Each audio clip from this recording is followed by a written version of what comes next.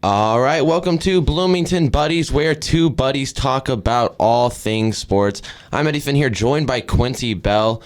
We're going to be covering a few things. We are going to keep this show somewhat short to about 45 minutes today, just because I have got a couple things I got to do. But we still got a lot to talk about, including we got a couple things that we're going to talk about for World Series, as the first two games are completely in the books, and we got a couple things we want to talk about with what went down in those two games. We got a little bit of NFL to talk about, a little bit of college football, and then we will see what we got to get from the rest of there.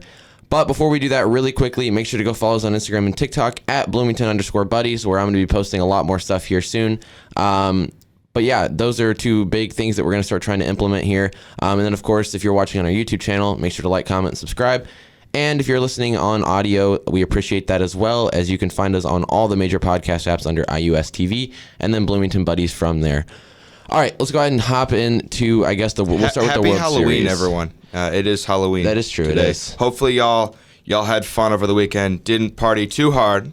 I know college students don't party too hard. I kid, of course. Anyway, let's start off with the World Series. And Game 1 was a wild affair because Houston pretty much jumped out all over the gates with this game. I mean, Kyle Tucker led it off with a home run, and they were rolling to start this game. Aaron Nola got shelled, absolutely shelled. 4 1/3, 5 earned runs on 6 hits. The Astros jumped all out over them. But the Phillies did not quit. They did not quit. Nick Castellanos, RBI single. Alec Boehm, who is just staying hot. They actually rallied for 5. So the Astros scored 2 in the third, 2 in the second, 3 in the third. And the Phillies scored 3 in the fourth and 2 in the fifth. So they tied it up instantly, and then it was to the bullpens after that. And I'll give you a funny little story. As me and my buddies were out in Bloomington just going to Halloween parties, we were like looking through people's windows trying to watch the final innings of the game. And in the 10th inning, extra innings, JT Realmuto jacks one over the wall and gives them the lead 6-5, and it was a lead they would hold on, and the Phillies get a crucial Game 1 win. Because I feel like they had to get a split on the road to have any chances. They had to get a split, but I mean, they're still going to lose. I mean, don't get me wrong. I want Philly to lose. I want Philly to win as much as anybody, as I'm not a big Astros fan. But I mean, there's just the Astros are the better team by far. I don't care what anybody says. As much as I hate them, it's just kind of obvious. I did pick the Phillies to win this series, and Astros won Game 2. They started off very similarly, started off hot, scored the first 5. Phillies did put up a comeback effort, but it was not enough. Astros win 5-2. Now the series pivots to Philly, and they have been so strong at home this series. I think we could expect them to take 2 out of 3. That's my at home. I think that's what Game 3 is tonight. Projected pitching matchup, Noah Syndergaard versus Lance McCullers Jr. I don't know. The Phillies are both these teams are just so hot right now. Yes, the Astros are better on paper, but that's not really what this is about. It's about momentum and how well the team's been playing. Correct, and they'll split in Philly, and then the Astros will win the next 2. There's 3 in Philly, so I think Phillies win 2 out of 3. Oh, if there's 3, then no, I think Astros win 2 of 3, and then they win their next game at home, and it's over. They win in 6. I don't think you can. The Phillies have gotten here riding the momentum, as you said. There's everything. Every momentum train's going to have to end at some point. They honestly, I feel like Well, it already ended for the Astros. They played well. No, it really didn't. They won 7 in a row and then lost with a 5-0 lead. Okay, but I'm telling you right now, the Astros are still going to come out and win because they just are the better team. I mean, I've seen how this goes, and I mean I've seen the World Series, how it's played out over the last 5-6 years. It's always the team that looks better on paper for the most part. Usually, the Astros were better than the Braves. The Astros were better than the Braves, and they were also better than the Nationals. And this is the same ordeal. And at least team against the Astros. I'm telling you, it's not going to work. We'll see. It's not. We'll see. Philly's unbelievably hot right now, but I'm still. That comeback was crazy. So good luck to both those teams tonight in Game 3. Now we can pivot to college football. Not a lot of games. Really, the marquee game was Ohio State, Penn State. And I actually picked Penn State to win this game. Which I don't know why. And they were in the game for a while. They actually had a lead in the They had the lead in the third and the fourth. They scored a touchdown in the fourth quarter to take a lead 21-16, and Ohio State put the Jets on them after that 28 in the I was at the IU preseason game against Marion, and I was like, oh, Penn State's in. I was just checking score. I'm like, oh, Penn State's in the game. Penn State's in the game. And they weren't. And then I look down, it's like, ooh, it is 44-24. Yeah, no. I mean, and this is why a lot of people keep going, oh, Hendon Hooker for Heisman, especially this one over here. But I'm telling you right now, yeah, C.J. Stroud started out slow, but the reads he was making, the touches on his passes, the ability to accurately throw the way he was doing, especially against the Nittany Lion defense that actually looked insanely well, which is kind of surprising, as especially when they played Michigan and stuff, their defense looked really, really horrible. I will say it's just C.J. Stroud is a lot better than people give him credit for. All right. Next game, a team that is still undefeated after a good win on the road, TCU. Takes down West Virginia. Now, wasn't really a surprise in my book. Now, this was a close game. I mean, TCU is favored by 7, won by 10. So, West Virginia's not that great. They're 3-5. Covered the spread, though. Once again, Max Duggan, he's not going to get any votes for Heisman. But he's not, but I mean, he's a great quarterback, and I would consider him, giving him a nominee. He's been amazing this year at TCU at 8-0. All right, next game I want to talk about, because this just really pissed me off. Oklahoma State takes on Kansas State. Number 22 Kansas State wins 48-0 against the number 10th ranked team in the country. I still don't know how this happened. I honestly I didn't see this game was even going to be played. I missed it, I guess, and I was scrolling through scores while I was watching the Ohio State game, and I was throwing through stuff after, and as the night went on, I just must have missed it, and then I saw it. This just makes zero sense. It doesn't. It makes sense, but it doesn't. I don't think it should be this bad. Now, am I shocked that Kansas State won? No. Kansas State is good. I thought this was a game they could win. They've got a good team. But 48-0 is a little bit shocking to me. Next up, though, I do also want to talk about 48-21. The Louisville Cardinals take out Wake Forest. They just demolished them. By the way, Quincy's SEC favorite, or ACC favorite over here. Well, Louisville finally had a good game, and for the first time in 3 years. I mean, it was bound to happen. I don't know if it should have happened against Wake, who was 12th in the country. 10th. So they were 10th. Yeah. Even better. Shout out Quincy Riley with the 90-yard interception return. But yeah, Wake Forest, sorry to see y'all. You know who keeps winning, though? Illinois. Hey, you know what? They are 7-0 after losing to IU. Just know that, that one loss will always be to a team that sucks worse than dirt. All right? Just know that, because we can't even beat Nebraska. Thank God we didn't have to watch IU play this weekend. They were on a bye. Yeah, that would have been brutal. That weather was not great. But, yeah, so that was a horrible thing. I will say this, though. Funny enough, Michigan obviously beat Michigan State. Nobody's surprised. They're 29-7. But then we actually had 3 Michigan State players get completely suspended for the season. I want to after I guess you could call it a scramble in the tunnel after the game. Here is something. So this is a point I want to bring up for 2 specific games. One is in the NFL. I'm just going to kind of jump to this real quickly. Stephon Diggs. Okay, why do stadia? I know that both these Michigan Stadium, the Big House, and what Buffalo changes their name all the time. Other stadium. Okay, I get the stadium's old. Why do you have both teams it's a tradition. Going into the same door? That is just a recipe for problems. If you don't know what happened in the Bills-Packers game. Dude, it's freaking Stephon won that argument. Dude, okay. Jair Alexander, who's a terrific defensive back in the NFL, probably one of the 5 best. He was kind of jawing at Stephon Diggs in that tunnel, like, oh, I'm going to lock your ass up. And as the Packers are running onto the field, Stephon Diggs is running with him step for step, just talking back. And I'm like, this is gonna be okay, great. Not only was he talking back, he was saying a lot of things that the media actually had to bleep out because you couldn't hear it at the beginning. And I realized why, because I actually I went and watched a clip that was uncensored, and he was pretty much saying, I'd like to see you try, only in a not nice way. Let me just say that when he did have a little bit of an off day for, him. I mean, if you consider 108 yards, almost 6 receptions and a touchdown, an off day for Stephon Diggs. But needless to say, Diggs won the matchup. Diggs is going to win the matchup every time in my book. Diggs is he is the best receiver in the NFL right now. But back to the thing. So Michigan also has the same thing where they have both teams going to the same tunnel. I think Notre Dame has it too. It's so basically, I know y'all have seen the clip of like Michigan and Ohio State in the same tunnel, just yelling at each other. Basically, what ended up happening is after the game, Michigan State. I mean, as for the game in question, I mean, Michigan State. They. It's a rivalry game. They're gonna come out and play their best, and they had a lead in the first quarter. But Michigan's just a million times better than Michigan State. Michigan State, I think, covered the spread. They lost. They badly. barely. They covered the spread. They covered it. But anyway, so game ends. Michigan State's going back into the tunnel, and while Michigan is out there, I guess, celebrating the win, a few players are going back into the locker room early. Yep.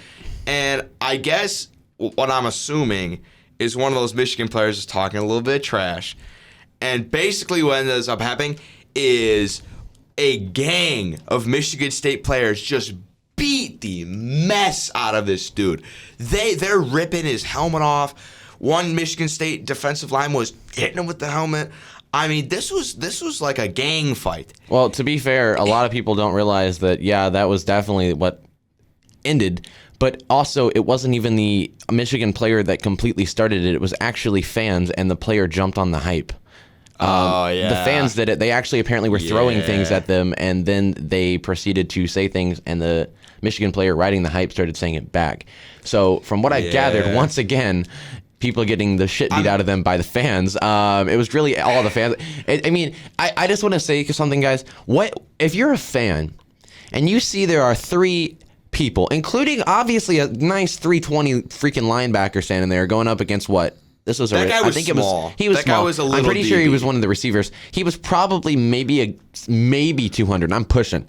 He was big. No, he was probably about my height, so 6'1", 200. It's not bad, but it's also like when you're going up against, a 6'7", 320 lineman. Four of them. It's not a smart idea. It's kind of like what Russell did when the fan told him that he sucked. He pretty much came back out of the tunnel and was like, "Excuse me, you want to say that again?" And only instead of that, they punched him and beat the shit out of him. Honestly, if you're a fan, right? If you're a fan and you're jawing at someone, make it. And then they come not dumb and as then shit. they like talk to you about it. You gotta stick to your guns, man. Don't just be like, "Oh man, I'm sorry." No. Stick to your guns. I'm telling you right now. I know none of you are gonna do that. I'm telling you right now. If Russell Westbrook would have walked, if I would have been that dude, if he would have come back, I would have said, "You suck, buddy. You suck," because you do. I know none of you will do that if you trash talk players. Nah, dude, trash talking players is so fun though. What's it called? Especially when Illinois, or who was it? Okay, so when Illinois was playing IU, they had a D lineman that just had sacked Bazelak. It was like a drive-killing sack. And I'm in like the front row behind the bench, and he looks at me because I had been talking. Well, we had all been talking, and he was goes, like, he goes, I'm like that. He's like, it's over. I think I said something like, that's tough talk for a 1-point lead. Well, not only that, no, but then he kept talking, and he said, oh no, this is what he said to us at one point. He literally said, "This is our stadium. You can't come in here and win." And I said, "Buddy, let's look at this." And then they lost. I said, "Give me 2 minutes." They lost. He sprinted away from us so quick. By the way, this dude literally looked like Cam Newton, and his last name was Newton. He was Cam Newton if Cam Newton was like 400 Yeah, it was like Robbie Anderson's hair met Cam Newton. I'm telling you, he could take on like 7 of us. Yeah, and the funny thing was he ran faster than I've ever seen a big man run in my life. No, but as for the Michigan State players, 4 of them I know are suspended. 4 of them are suspended indefinitely, and one of them is, I think that some of the fans, I'm not even joking, I think some of the fans got they're in trouble. They're in trouble right now. There are 2 SEC games I want to talk about. One of them is Ole Miss and Texas A&M. Ole Miss just suffered a pretty tough loss to LSU, but they're still in the hunt for a playoff spot. They still have a date against Alabama. And if they win that, they make the playoffs. Should they win that, they'll win the division, and then they'll have a chance to play for an SEC title. But they had to get through Texas A&M, a team that is just limping right now. But I'm like, the funny thing is they're 3-5, but yet their record doesn't tell their story. They honestly should be a 6-2 team right now. Yeah, but they're they can't limping now. But I'm like, night game, Kyle Field. But Ole Miss weathered off the storm, won 31-28. They play Bama this Saturday, and that's gonna be. Can I just get a rip in the chat from a men, the Orange, because they started off 6-0. They lost 2 straight, and they lost to Notre Dame, who isn't even good, guys. No, Notre Dame's bad. They're 5-3, but that's just because they have played some really, really, really crappy teams, and they got their. Who was it that played them in the beginning? Marshall. No. Marshall It was a beat top-ranked team that Ohio State. They played day one. And they almost beat them. They almost beat them. That was just because their freaking defense carried them. And then they lost to Marshall. They lost to Marshall, and they suck. I feel so One bad. team everyone was riding the hype train on was South Carolina. Oh my God, Spencer Rattler actually looks like a competent quarterback. I told you he was a good quarterback. We beat A&M. We're 5-2. Oh, we got Missouri rolling into town. Easy win. No, sir. Not only did Missouri win, this game was not even close. Can we 23-10. Can we talk for a second? You do realize that Missouri almost beat Georgia. So, to be fair, Missouri doesn't have a bad team. They also beat Vandy by 3 and lost to Auburn. Okay, and again, like who, by the way, just fired their coach. Finally fired Brian Harsin. Who I agreed that they should have fired, but I think that they still have a good team. They just are not getting coached well. We've talked extensively about the Auburn boosters. Brian Harsin just didn't really stand a chance. But my guys. Last game, and then I know you're going to talk about it anyway. Tennessee beats Kentucky 44-6. Nobody's shocked. Kentucky has fallen off 3 straight games. The thing they suck. Is Tennessee plays Georgia this upcoming and they're going to lose. Number 1 versus number 2. They're going to lose bad. And I said this could be a trap game because Kentucky is still a good team. And maybe Tennessee gets overconfident and looks ahead. So I'm like, I'm telling you right now, ever since Kentucky lost that one game to start the streak, they have not been good. But I was like, there's a chance they could lose this game. But 44-6. And yet they're still going to lose by 17 plus to Georgia. I'm just saying they right are the best. Okay, they are the best team in the country. Who? Tennessee. No, they're not, dude. Georgia is 20 times better than them. I'm telling you right now, they beat Tennessee by 2 scores. No. Yes. Well, we will talk because this is a game of the century type matchup. It is 1 versus 2. It is an interdivisional game.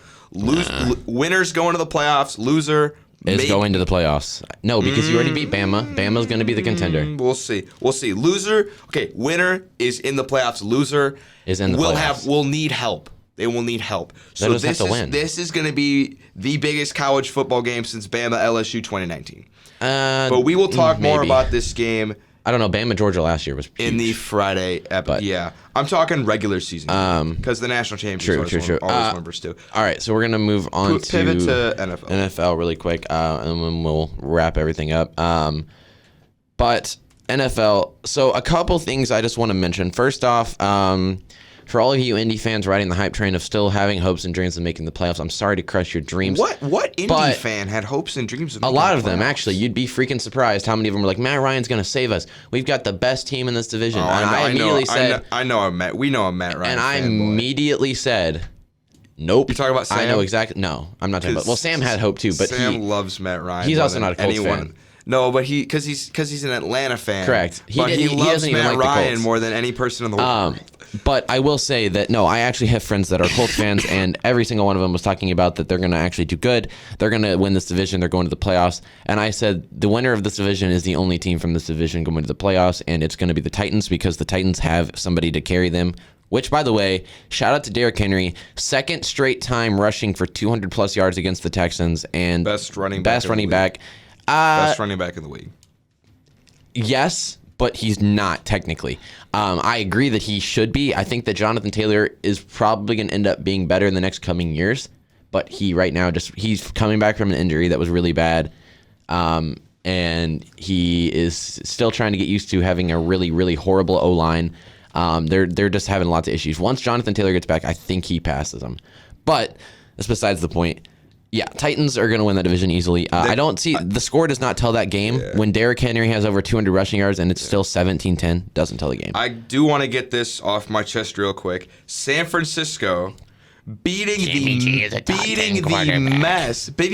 the mess out of the Rams with Christian McCaffrey, who threw for a touchdown, caught a touchdown, and ran for a touchdown. Can I say this, though? I think it's funny. He says top 10 quarterback. Christian McCaffrey made a better throw than Jimmy G made all day. I haven't even said anything about Jimmy G. I know. You were waiting it. Who, by the way, went 21 of 25. And we watched the highlights. 235 yards. We watched the highlights. What did he do every play? He threw screens to Debo and McCaffrey. Those are top 10 quarterback numbers. No, that is not. They're top 10 quarterback Christian numbers. McCaffrey, I think, threw the longest pass of that game. And Christian McCaffrey He may put it have, right in the actually. breadbasket for a tutty. Brandon Ayuk with a great game. 6 catches, 81 yards, and a touchdown. Actually, if we want to go there, Christian McCaffrey is the better quarterback. He was 1 for 1 with a one complete and a touchdown. So were you in our flag football game. Correct. Which by the way, we got our teeth kicked. I say we do talk about that in a second. We lost 25-0. We still have not technically scored. 19-0, but We yes, still haven't scored. we haven't scored for multiple reasons, but Still haven't scored. also, we talked about earlier, Bills win 27-17. Colts lose to the Commanders 17-16. That's why I say they're not going to the playoffs. But I do want to point out I'm not going to lie, it is ironic. The NFC East is going from the worst to the best division in college or in NFL. Man. And I know the Giants lost. I am kind of sad. We lost 27-13 to the Seahawks. Seahawks are winning. Y'all should still be able to grab a wild Hot card take? spot. No, we'll come in second in that division. Because the NFC is in shambles. No team can keep. Oh no, we're getting a wild card spot, but I'm telling you right now, we play second in that division because I'm looking at the strength of You schedule. think you'll be better than Dallas, who, by the way, beat the hell out of my beloved. Actually, it was a lot closer throughout the game than it should have been, and then they just kind of. Okay, so the Cowboys were running the Bears off the field. Justin Fields actually did not have a bad game. No, he didn't. But he also was running more than he didn't anything. throw a pick. He got 2 touchdowns. I think he had a rushing touchdown too. Yeah, he had 2 passing touchdowns. N'Keal Harry caught a touchdown. He did. Did not know he was still in the league, let alone on the Bears. And what ended up happening is Dallas was up 28-7, and game's over. Bears score, N'Keal Harry, 40 seconds right before the half, and then Dak throws a pick, and Eddie Jackson almost returns it for a touchdown. They settled for a field goal with time winding down, and then they open up the half with a touchdown. So it's 28-23, and then they just completely gave it up. Yeah. What really kind of aggravated me was David Montgomery fumbled the ball, and then Fields jumped over Micah Parsons, and he wasn't down, and then he ran it back. I mean, I'm not going to blame Justin Fields for that. I mean, dude's never played defense, but Correct. Just touch it, man. Just touch it. It's whatever. I was just happy that the Bears actually got a good win against New England. That was the best I've ever seen the Bears play in a long time. And hey, you know what? The Bears actually, they played Miami and then the Lions and the Falcons are winning that division. The Falcons are winning that division, and also a hot take, they make it to the divisional round. Easy. And I'll tell you why. Because if Marcus Mariota goes out and nobody even fucking realizes this, and he is probably one of my favorite all-time drafted rookies, Desmond Ridder is on that team. I love that man. Here's the thing. So this Cincinnati, game against the Panthers was wild because the Panthers are starting my guy, XFL MVP, PJ Walker. And I saw this. PJ Walker's been a good QB. They just don't play him. I get it. It's the XFL. They're not a great league. But this guy was just tearing people up. And I'm like, bro, someone's going to sign this dude. And then the Panthers got him. But I'm like, this dude's better than Sam Darnold. 100%. He's better than every. And no one believed me. They're like, you're stupid. He's an XFL. You want to know who else he's better than? Jimmy G? No. Yeah. Hey, he's proven it so far. But so anyway, games back and forth. With time winding down 6, he launches a ball. And DJ Moore has a little bit of separation. Oh, that was a gorgeous catch. A little bit of separation. I mean, that was probably between 2 Falcon defenders. And he lays out That's one of the best catches I've seen all season. Not only that, I think it's ironic that they're thinking of trading him. And I'm like, who are you going to throw to? And that was supposed to win the game because it's tied, extra point, gimme. Well, jumps no, because on DJ Moore is dumb. He throws his helmet off and and then a 48-yard PA attempt is not something that is ideal especially when you're on the road. Eddie Pinero, former Bear kicker. Any Bear kicker that has ever played or will ever play is just horrible. He actually was not bad on the Bears. Okay, let me tell you this: he not only shanked the extra point, but he also missed the game-winning field goal. Oh, and he missed a game winner in overtime. But the Falcons survived, man. 37-34. Marcus Mariota is a top 10 quarterback right now. Better than Jimmy G, bro. Okay, no. Yes. If you're going Jimmy G as a top 10 quarterback, Marcus Mariota has proven it. You know who might be? And I'm not even kidding. You know who might be? Oh, gosh. Geno Smith. Oh, 100%. Geno Smith. And that's what I'm going to talk about for a second. Even though we lost to the Seahawks are now winning that division, 100%. The only way that they didn't win was if the Rams beat the 49ers. I don't know if they have that division on locks because San Francisco's a game back and the Rams are a game and a half back. Correct. They may be a game back. That's not That's not on wraps. It's week 8. Okay, correct. But I also feel like the Seahawks have just proven that they are the more consistent team. You go from losing to the Bears for the 49ers to beating the Super Bowl champs to beating this to beating that.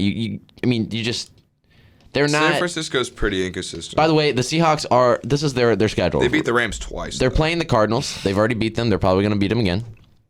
Or wait, did they play them yet? Yeah, they did. Who are we talking about? Schedule? Seattle. Then they play the Bucks, who suck. Don't even at me right now. They're in shambles. Then they play the Raiders, who suck, and they're also at home. So that means that the Raiders are going to continue their road woes. Then they play the Rams, which that may be a good game for them. Then they play Carolina. That's a win. They play the 49ers. They're at home. I say they get the victory. Then they play the Chiefs. That's a loss. They play the Jets at home, and then they play the Rams at home. I honestly think they lose 1, maybe 3 more games. Everyone looks at that, and then they're going to lose to some team like the Panthers. That's just what ends up happening. But I'm just telling you right now, based on what I'm seeing right now, the Seahawks are winning that division. They look like the better team. So far, they look like they're more consistent. Geno Smith is a top 10 quarterback. DK Metcalf, by far, in my opinion, is a top 5 wide receiver. And I mean, when you get carted off the field to go take a shit, I'm sorry, you automatically top 5. He automatically gets moved into top 5. DK Metcalf, top 5 receiver. Who are you putting above him right now? Stephon is 1. Stephon Diggs, in no particular order: Diggs, Kupp, Jefferson, Chase, Deebo Samuel. Okay, first off, Kupp is now hurt, so he's not even playing anymore. Well, he's better than. I don't think so. Devontae Adams. Devontae Adams has literally looked like absolute ass this entire season. When he's got Hunter Renfrow guarding him. Hunter Renfrow, what? Okay, I'm talking about the play You're talking where about he that ran dumbass into play. him. Yeah, okay. I'm making but a joke. I'm just saying right now, based off what I'm seeing, DK. Okay. Even if you don't want to say he's top 5, he's definitely top 3 route runner. Easy. Sure. And I just think he's all around. He's a young, really good receiver. But anyway, I think that's really all the major scores. Game tonight, Browns-Bengals.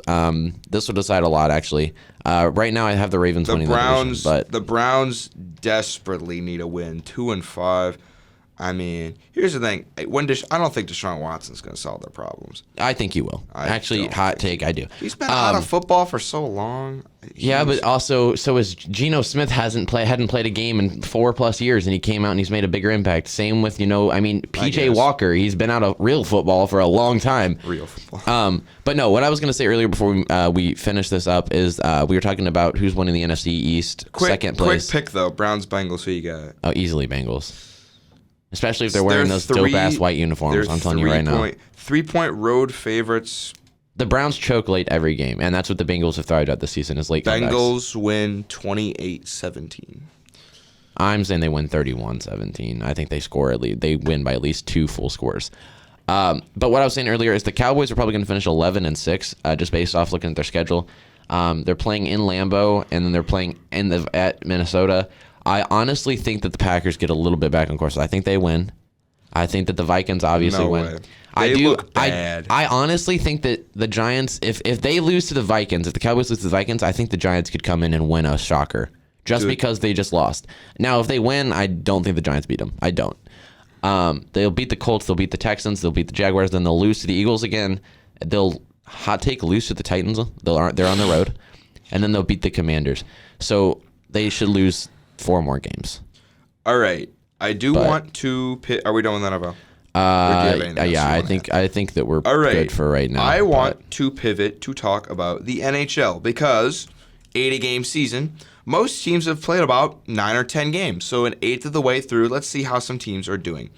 And then I have to rant about a specific team.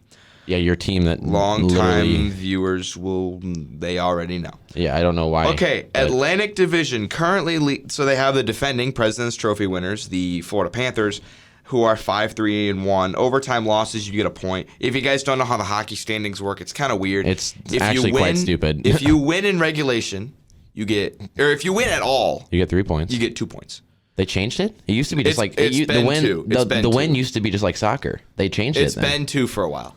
If you win at all, you get 2 points. If you lose, but it's in overtime or a shootout, you get 1 point. It's the pity point. And then if you lose in regulation, you're not getting any points.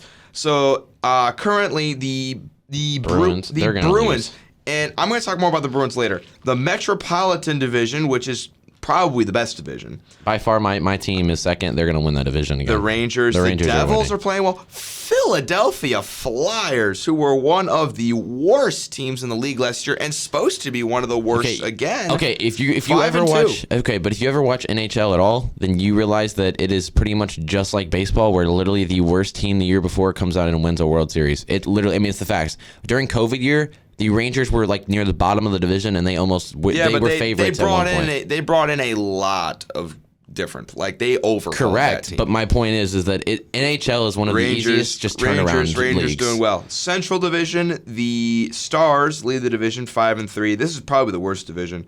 Colorado maybe having a little bit of a Stanley Cup hangover, 4-4. Coyotes just terrible, 2-5. Vegas is atop the Pacific at 8-2. They're winning. Right now, they're my favorite to go. Vegas was the disappointment of last year because they were supposed to win the division and be Cup favorites and missed the playoffs. They missed the playoffs just because the other teams just kind of came out of nowhere. All right. Now we have to talk about the Toronto Maple Leafs.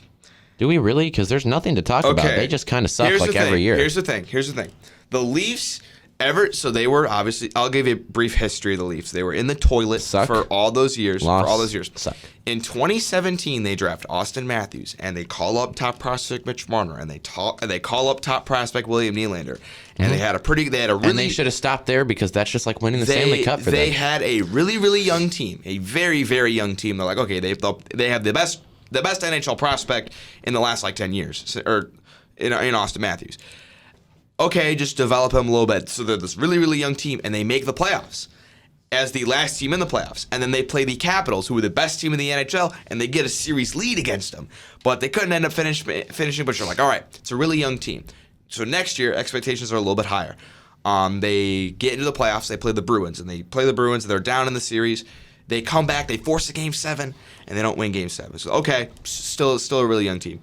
Next year, they're playing the Bruins again in the playoffs, but this time they're better than the Bruins. This time the Leafs are favored, and they should win this series, and they have a 3-2 series lead, and they choke it and they lose. There's literally one common denominator here. Hold on. Young prospects that need to be developed, and then yet your coaching hasn't even developed itself yet. Let me finish. So Mike Babcock, this is back when Mike Babcock was the coach. 2020. This is pre-COVID. They start the year off terribly. They're one of the worst teams in the NHL. But it's like they have all this talent. They should be doing well. They're like, all right, Babcock is not the answer. They fire Babcock. They bring in minor league coach of the Toronto Marlies. They call up Sheldon Keefe, and Sheldon Keefe's the coach. They rally together for a little bit, then lose to a Zamboni driver. Yep. They lose to a Zamboni driver, and which is just the most embarrassing loss in hockey history. And this is exactly why nobody understands why the Maple Leafs are even still a freaking team. Okay, then, all right, fine. COVID shuts the world down. But then the playoffs come around, and it's in Toronto, and they have a playoff qualifying match against the Blue Jackets, who they are way better than. They lose to the Blue Jackets. You want to know what makes me laugh about Maple Leafs fans? No, we're still going. I know you're still going, but I'm gonna interject really quick because you guys remind me of Packers fans because you're always like, we're the best, we're gonna make it, we're gonna go, and every single freaking year you lose in the playoffs and you get hope. Every year you make it to the playoffs. So next year, through all those years, the defense was the issue. The offense would be scoring goals. They got this young team. They're a young team, fast, but they didn't have a defense. So the last year. So 2021, they get a defense, and they're really, really good. And they're the favorites in this all-Canadian division. And they have a 3-1 lead on the Montreal Canadiens, who, by the way, were the worst team in the playoffs. They made the playoffs with a losing record. They choked that to the Canadiens. Next year, so the last year was, I think, the year where they had Matthews is the best player in the league. And Marner, they're in their prime. This is the year. We're finally getting defensive help. They got Mark Giordano. They called up their best prospect defenseman, Timothy Liljegren. They had really good goaltending in Jack Campbell. This is the year. No. And they lost to Tampa, which, to be honest, okay, it's fine, whatever. So this year, it's the same deal. Okay. What have the Leafs done this year? Absolutely nothing. First game of the year is against the Canadiens, who won the draft lottery. Yeah. Who won the draft lottery? They lose 4-3. They win against the Capitals. They win against the Senators. Their next game is against the Arizona Coyotes, who were favorites to win the draft lottery, didn't win it. They lose 4-2. Okay, fine, it's game 4. They win against the Stars. Rookie Nick Robertson had a great game, which, by the way, if there's one thing we're taking away from the Leafs, I love Nick Robertson. He's a great player, and I think he's going to be a feisty young player. Yeah, let's just point this out. Yeah, they win 2 games. That's a good idea, is that you guys have literally lost almost all of the worst teams in the league. Okay, so here's the thing. So they beat the Stars and they beat the Jets. They have a West Coast road trip. They play Vegas, San Jose, LA, and Anaheim. And you lose all 4. Okay. Against the Golden Knights, they lose 3-1. Fine, whatever. Against the Sharks, who are a bottom 5 team, they lose 4-3 in overtime. And so the next game they're playing the LA Kings. They lose 4-2. And this last game really made me so mad watching this whole game. It's not even the fact that they lost to the Anaheim Ducks, who are, in my opinion, the worst team. I think they're the worst team. But here was the thing. No, that's the Maple Leafs. Here's the thing. The Leafs got out to a lead. They're up 3-1. They're like, all right, we're gonna salvage this road trip with a win in Anaheim. Okay. And here's the thing. The first goal against Jeff Silverberg scores. It was completely Mitch Marner's fault. He kind of coughed the puck up. It was a bad turnover, but it wasn't great. Leafs up 3-1. Mitch Marner has the puck in the corner, and he tries to bring it instead of just dumping it in and hoping for a good play. He's trying to play hero ball, brings it out to the blue line, pivots, turns it over. Ducks have a 2-on-1. They score, and then Sheldon Keefe, who was tired of Mitch Marner trying to play hero ball, he benches him. He said, "Mitch, you are benched. You're done playing tonight." So Mitch Marner goes down the tunnel and is smashing his stick. He's mad that he's benched. Okay. And so then, obviously, after that, you knew the Ducks were going to tie it, and they do. They tie the game. And in desperation mode, he calls him back out there. If you are a coach, you have to lay your foot down when you make a decision. You can't let the players run the team. That's why you are a coach. Look, all I'm hearing is that the Maple Leafs make a lot of wrong decisions, which explains everything. The fact that they are 4-4 against, if you asked any hardcore NHL fan, you say, who are the 5 worst teams? You might get a mixture of teams. No, the Maple Leafs will always be it. Or if you had to name the worst teams, you are definitely going to get the Coyotes, Canadians, Ducks, the Kings, and Sharks. I mean, maybe not the Kings. The Kings are all right. The Kings have been one of the best teams in the past 10 years. The Kings are all right. But the Ducks, the Sharks, they are losing to some bad teams. And it looks like the players don't care. It looks like the players don't care. Well, also, I'd forgotten which team it was that was the Cubs of the NHL, and I remembered it is the Maple Leafs. There is a reason you haven't won. Like, here's the thing. This is what. So look, if you look at the Bruins and you look at their roster, okay, they're old. They got really old players. A lot of people, they've been there for a minute. But when the Bruins draft players, they are Bruins. They are tough players that you know they're going to give you 100% every single night, and you know that they're going to come out and play their hardest. If you look on paper, who's more talented between the Leafs and the Bruins? The Leafs are 10 times more talented than the Bruins. Obviously you not. You can make an argument the Leafs are the most talented team in the NHL. I would not but say it just looks like they don't care. Like, do you, like, literally in interviews, Mitch, like, Sheldon Keefe's like, oh, the boys didn't have their best effort today. Have you ever seen a team like the Bruins or any team that has, like, won anything? Oh yeah, we just didn't play 100% today.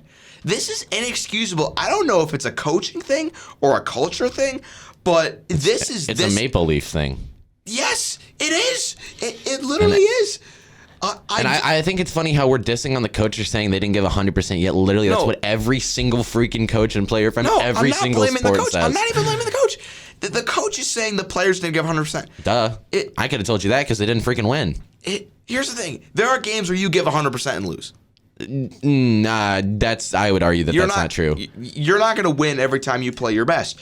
But it's like, I don't get it. Like, does Sheldon Keefe, okay, are you going to fire Sheldon Keefe? Who are you going to call up? I think you just get rid of the Maple Leafs. It's just, it's problem solved. Now we don't have to worry about who we're going to fire. Is it going to be a team overhaul? I mean, anyway, they're just in shambles. I'm sick of watching the Leafs. All right. I mean, you know what's going to happen is they're going to They're gonna get it. They're gonna find a way to get it together and make the playoffs as like a 3 seed, and then lose to like the Panthers or something. It's just gonna be the same song and dance. I'm so sick of the Leafs. All right, so before we end it, I do want to talk about a couple things in NBA because NBA is huge right now with a lot of major things that are going on. First off, the 2 defending finals appearance teams. One of them not doing too hot, the other one not doing great, but not bad. First off, the defending champions, somehow, some way, I don't know what is happening. I can tell you that there is some internal things going on, but the Warriors are sitting at 3-4, having just lost the Pistons by 14. I will say, hey, you're a Bulls fan, bro. I don't want to hear crap out of your mouth. All right. I will say that there is definitely some internal things going on that, I mean, obviously, as you know, the Draymond thing happened. There is still internal things going on within the organization. But I will say this, by far, the Warriors once again have one of the best benches in the game, and I honestly think that they easily go back and they end up doing really well. I will ride this team to the day I die. I think that Jordan Poole is the best up-and-coming prospect. You can fight me on that. He is going to replace Steph easily when Steph ends up leaving or retiring or whatever. I don't know about that. You obviously don't watch him. Jordan Poole's a good player. He is not replacing Steph Curry. Okay, Jordan Poole coming off the bench. Once again, you obviously don't watch him. Jordan Poole coming off the bench averages more points than any of the starters except Steph. I know he's a good player. He's not replacing Steph Curry. He will when Steph leaves. No. Yes, he will. If you've watched any of their games, you would know that. One thing I do want to point out that the entire standings are just completely messed up in the NBA right now. One thing I do want to mention in those standings. How about those Lakers? No, we'll get to them later. So, first off, a lot of surprises. Trailblazers 5-1.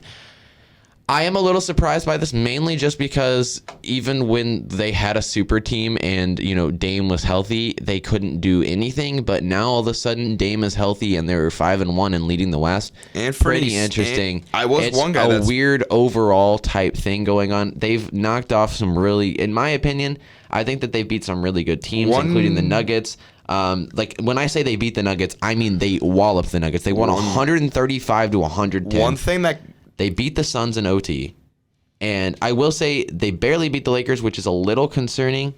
But when you can beat the Suns, and I think they're second in the division, yeah, it's 2 points in overtime, but they were down by 7 with less than a minute to go. And so that's impressive. One guy that's been doing really well, and this guy is not going to replace CJ McCollum, because he just isn't that good as him. But Anthony Simons has been averaging 20 a game. He's been a great player. He's been averaging 20 a game, but I mean, that's just, again, you have 2 players on that team that are carrying that team. Jeremy Grant's also playing really well.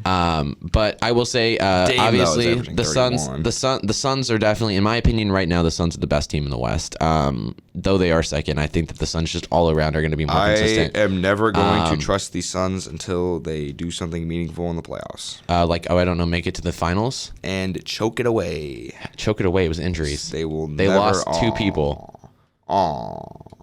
I hate it when people bring up injuries in the playoffs. Like, everyone's hurt. Come on, stop it. Like, literally when, I don't know, the team that you like loses because of an injury, you're telling me you're not like, oh, yeah, they literally all their players were injured. I don't believe you. Other players got to step up. That's why it's a team. Yeah, and that's why players... Okay, so you're telling me that the bench of the Suns should have just been able to have just handled Giannis easily? It should have been prepared. No.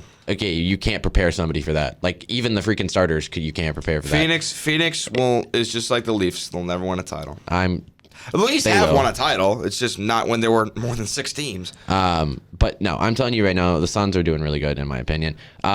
Major things, the Nuggets are kind of falling down a little bit. They're 4-3. They're still really good. Jokic obviously is currently front runner for MVP. They did lose to an 0-5 team. Okay, congratulations. I mean, I hate the Lakers. I hate the Lakers as well, but the Lakers are now 1-5, but they are horrible. The Mavericks struggling early. Luka still looks good as always. The Clippers are also struggling early. How about them Kings though? They're 1-4, but honestly, they look good. I'm not even gonna lie. They gave the Warriors a run for their money. The Kings are just like the Fox is great. Okay, I love Barnes. Are just like the Seattle Mariners, where they just haven't made maybe not anymore because the Mariners are good now. But like, I feel so bad. That has to be the worst team to cheer for. Out of any team. No. Who's a worse team to cheer for? The Orlando Magic. Yeah, but they've had they were good at one point. They made the playoffs a few years ago. The Kings haven't made the playoffs since 2006. The Magic haven't been good since they had Shaquille O'Neal. Didn't they make the finals with Dwight Howard? Yeah, a long time ago. Yeah, a long time ago. Yeah. Okay. What year was that? 2003. Okay. That's basically around the same time the last time the Kings made the playoffs. Correct. There is no worse team. There is no worse NBA team. There's a difference. The Kings have at least from then on out been a mediocre team. The Orlando Magic haven't barely made it out of the bottom 13. 1-4. They're not even mediocre. They are mediocre. Have you seen their roster? They literally have one of the best rosters. They played insanely good teams. They've lost to the Warriors, contrary to the record, have one of the best. Fox is the only player worth a damn on that team. Harrison Barnes is on. He's a freaking finals. He's won a final. He's a GOAT. Okay, so have a lot of players. Oh my gosh, that shows you just Harrison Barnes is averaging strength. 10 points a game. Yeah, he's averaging 10 points a game. So what? He's still a good player. I like how people just look at the points. That doesn't tell the whole story at all. In NBA, you can't just look at points.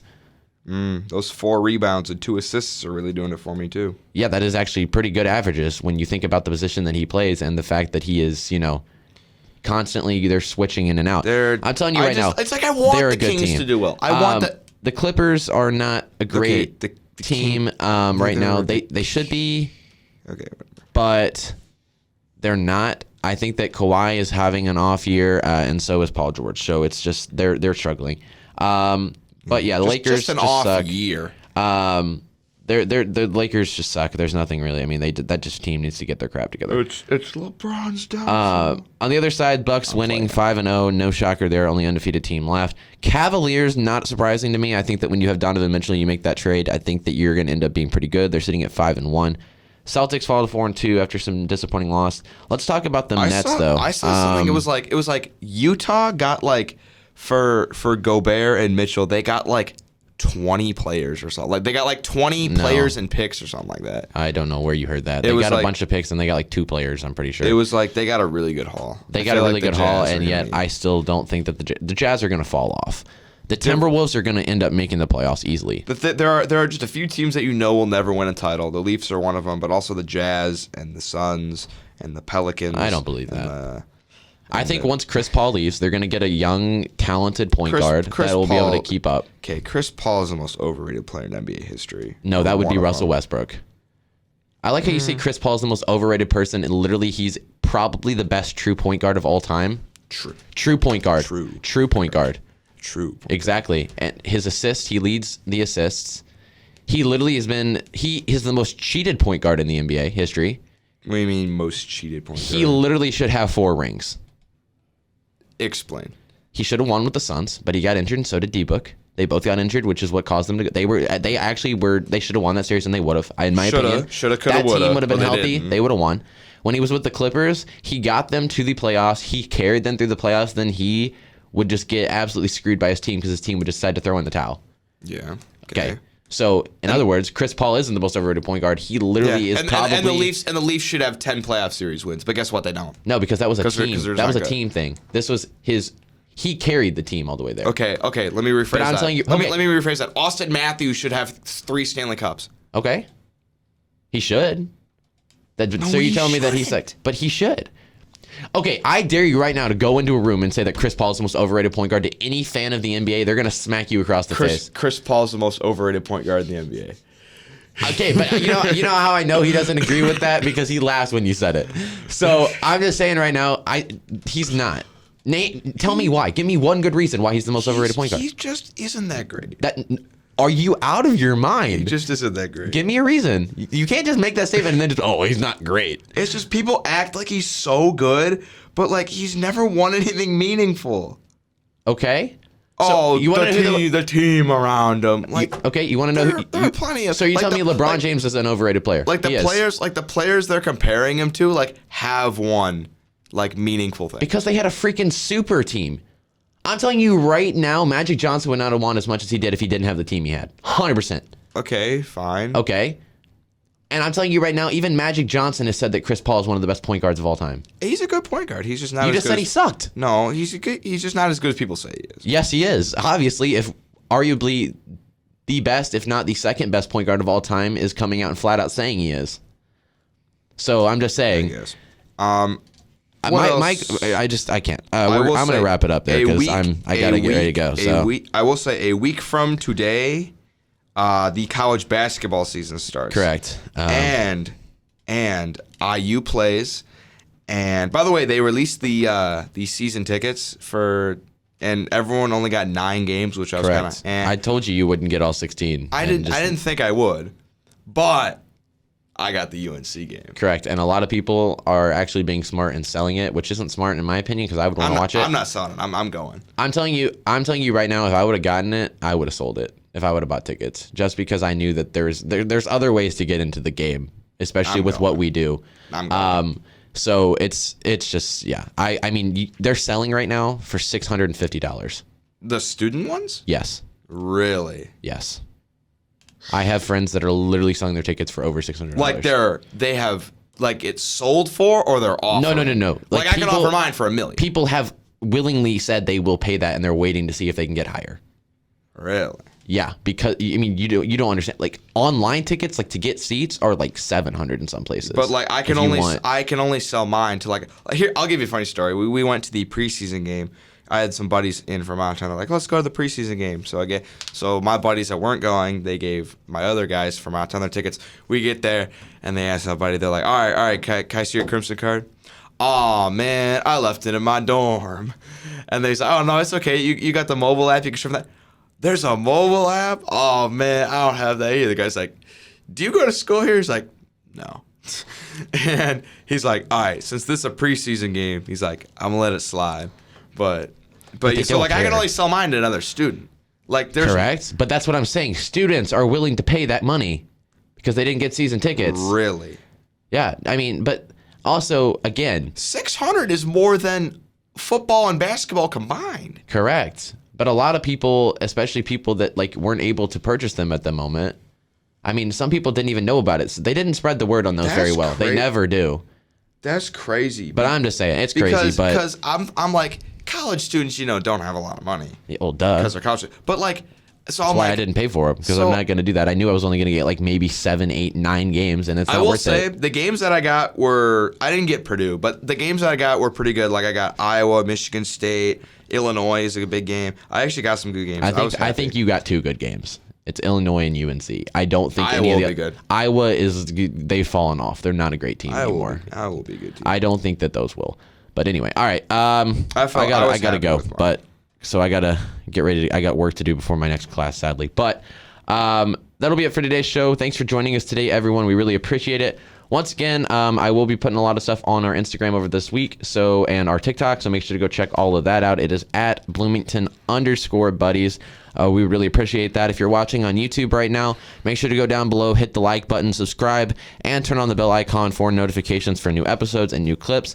I did upload a new funny clip, so go check that out. It's about 6 seconds, and it will make you laugh. I don't know if Quincy has seen it yet, but I think I took it down because it's already up there. Which one? The one of me falling. It's already up there. No. Did you watch it? I watched it, and then I took it down because it was already up there. I'm re-uploading it because I changed it. I changed it. I put sound effects. Re-uploaded that.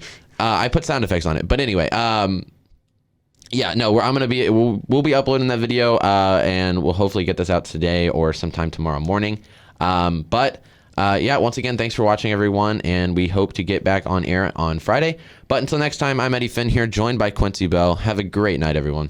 See ya.